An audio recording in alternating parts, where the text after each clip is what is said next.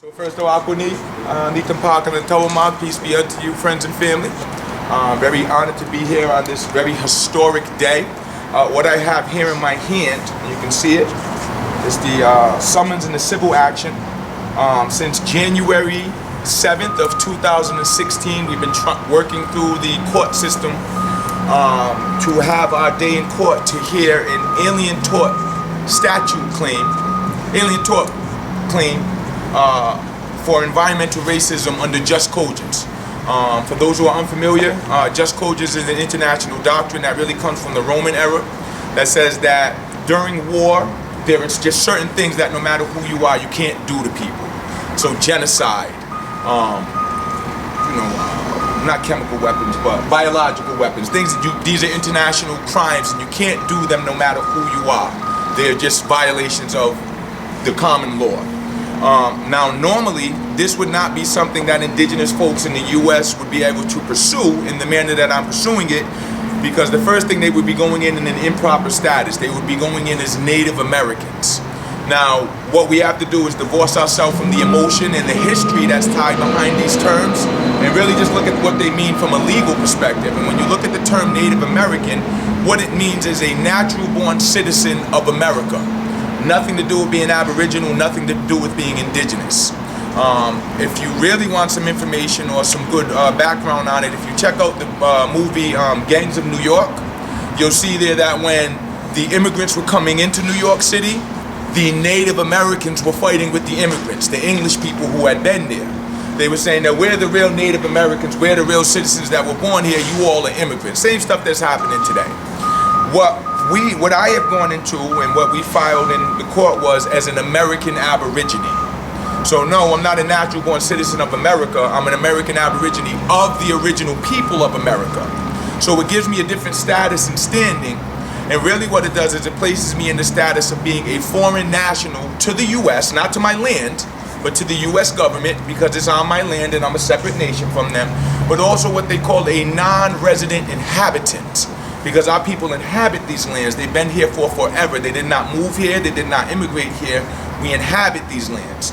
So going into the court as an American Aborigine, foreign national and non-resident inhabitant, and tribal citizen of the Mashupada tribe, I now am able to pursue other lawful and legal avenues that I would not be able to if I was going in as a Native American. So that's the first thing. The second thing is we filed this in the proper court. Now, most times when you go into federal court, you're going into United States District Courts of Rhode Island. This particular case is in Rhode Island. They transferred it. But they transferred it from the District Court of the United States. So you had to pay attention to the language there. They transferred it from the District Court of the United States to the United States District Court.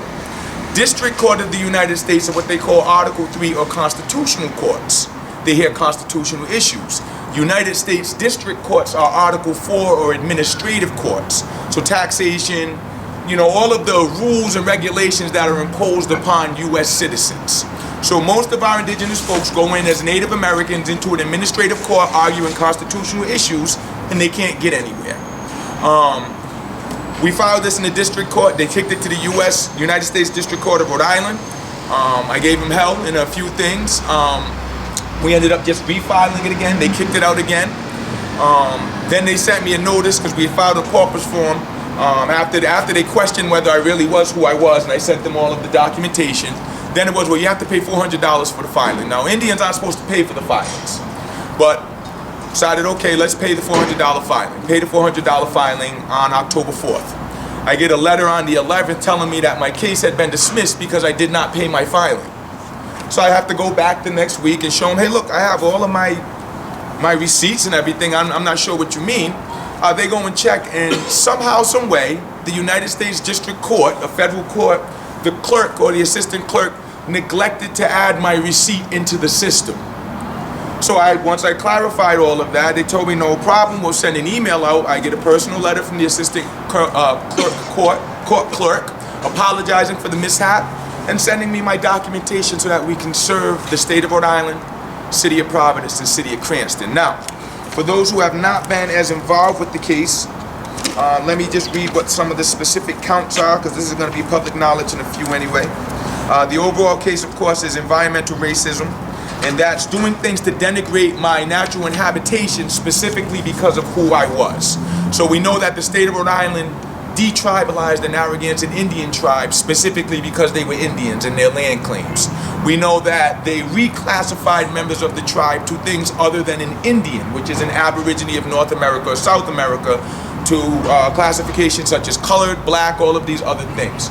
My fourth great grandfather, Brister Michael, was one of the chiefs of the Narragansett Indian tribe in 1881 when they got detribalized.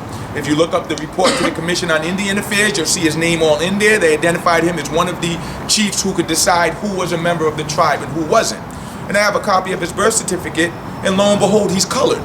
So how does the chief of a tribe go from being a chief to when he dies being colored? So this is showing all part of the processes and the things that they went through in order to remove us from our proper status as who we are and to take our power away to stop them from doing things to our land that we didn't agree with.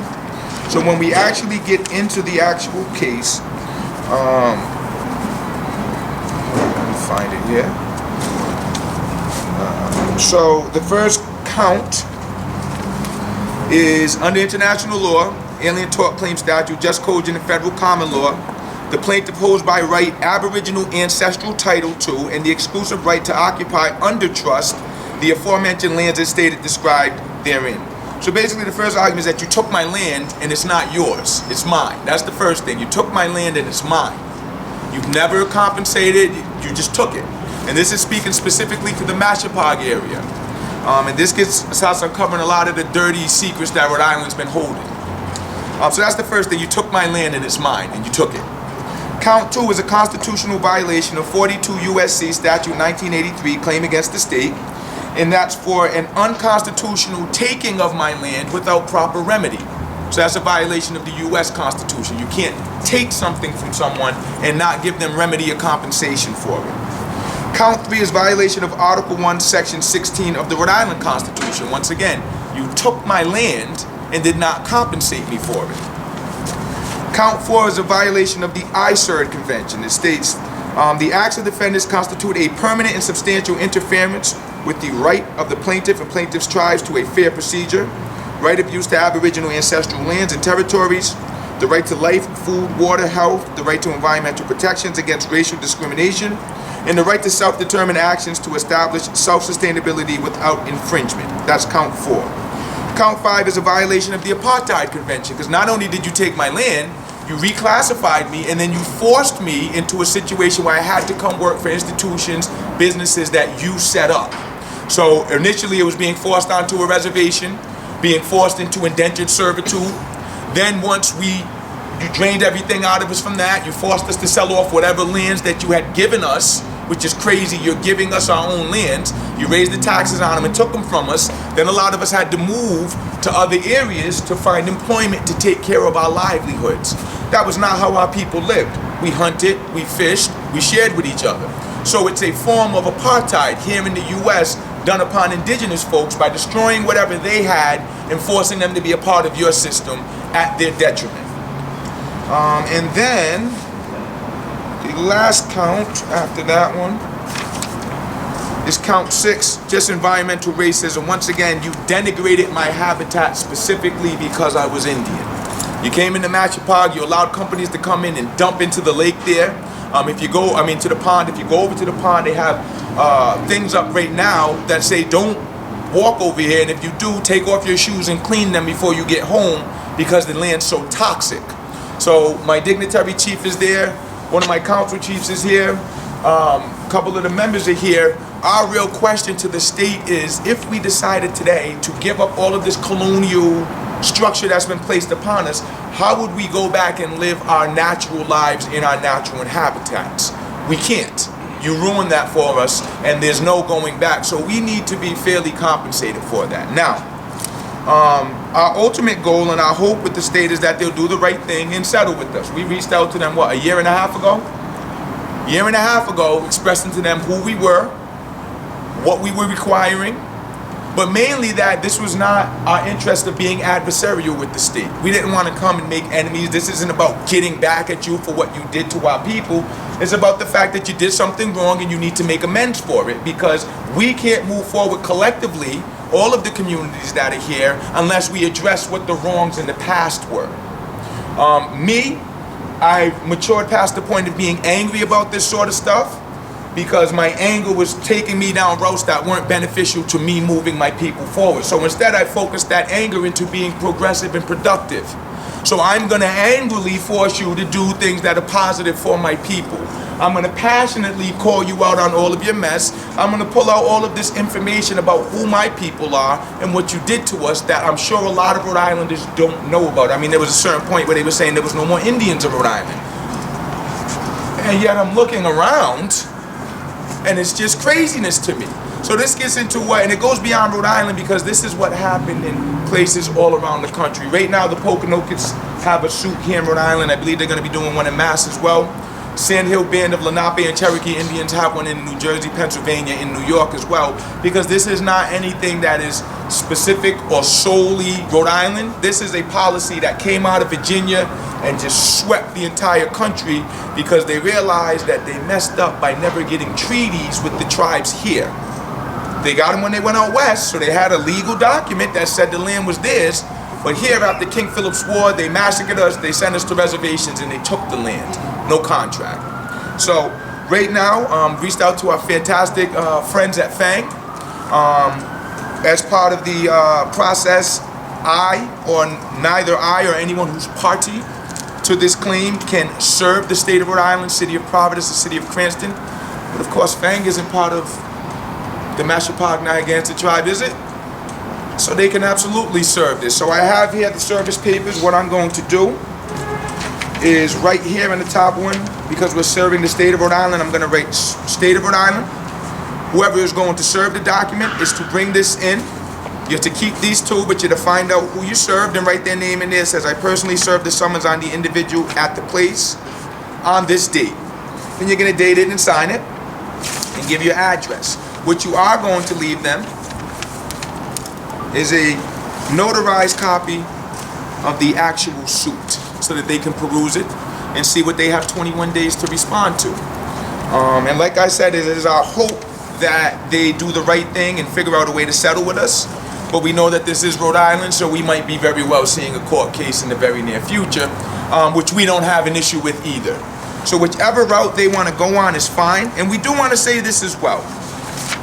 There are entities and individuals in the state right now who understand and get what it is that we're doing and have been working with us to give us the resources and supports that we need. We just left the training with the City of Providence's Office of Healthy Communities, because we've been working with them for the past 4 or 5 months to be able to obtain health care and human services for our tribal members, like the policy state.